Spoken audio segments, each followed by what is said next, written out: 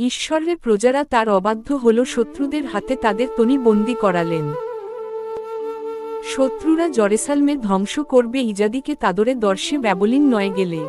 দানিয়েলও Babylon নিয়ে যাওয়া বন্দীদের মধ্যেই একজন ছিল। ঈশ্বরের প্রতি তার ছিল দারুণ ভক্তি। দিনে তনিবার ঈশ্বরের কাছে প্রার্থনা করত। ঈশ্বরের আশীর্বাদ 110 একজন শক্তিশালী নত হয়ে উঠল। দানিয়েলে কই 10 বেশ কছুই নেতা ভারী হিংসা করত, তাই তারা এক নতুন আইন তৈরি করল। তাতে বলা হলো, লোকেরা কেবলমাত্র রাজা দারোয়াসের কাছে প্রার্থনা করবে। যারা এই কথা মানবে না তাদের সংঘের গুহায় ফেলে দেওয়া হবে। দারোয়াস রাজি হয়ে গেলেন। দানিয়েল তবুও ঈশ্বরের কাছে প্রার্থনা করল এবং তাকে বন্দী করা হলো। দারোয়াসের দুঃখ হলো, কারণ তিনি দানিয়েলকে পছন্দ করতেন। তিনি বুঝলেন তাকে ফাঁসানো হচ্ছে, কিন্তু তিনি আইন বদলাতে পারলেন না।